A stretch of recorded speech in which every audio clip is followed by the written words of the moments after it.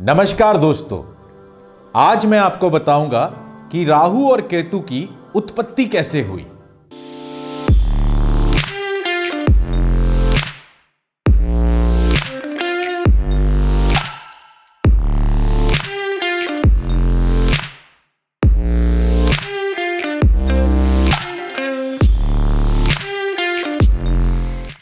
राहु और केतु एक ही राक्षस था जिसका नाम स्वरभानु था।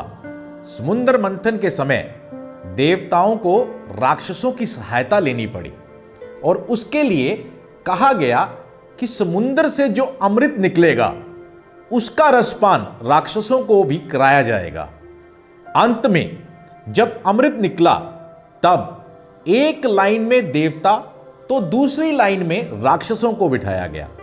विष्णु जी जानते थे कि राक्षसों को अमृत पिलाते ही वह अमर हो जाएंगे और फिर अत्यधिक उत्पात भी मचाएंगे।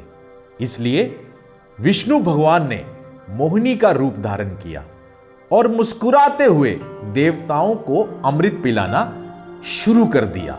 साथ ही वह राक्षसों को अपनी मोहिनी मुस्कुराहट से देखते रहे। स्वरभानु राक्षस को यह समझते देर नहीं लगी कि उन्हें अमृत नहीं पिलाया जाएगा और वह वेश बदलकर चुपके से देवताओं की लाइन में जा बैठे।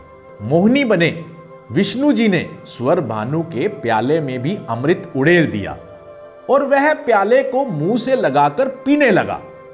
जैसे ही उसने पीना शुरू किया तब तक सूर्य व चंद्रमा ने उसे पहचान लिया कि वह स्वरभानु राक्षस है।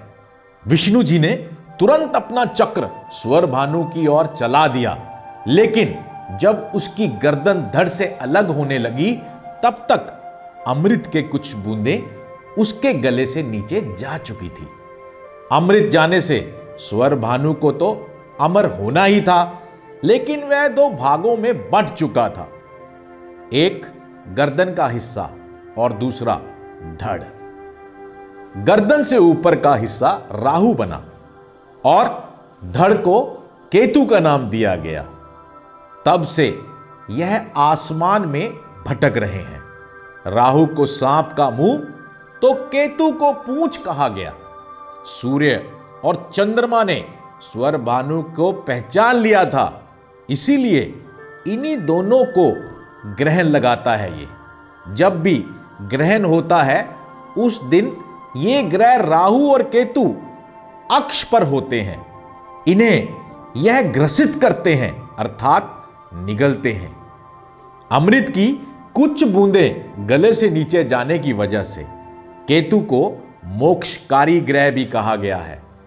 राहु शरीर का ऊपरी हिस्सा है जो देख तो रहा है लेकिन कुछ कर नहीं पाता है।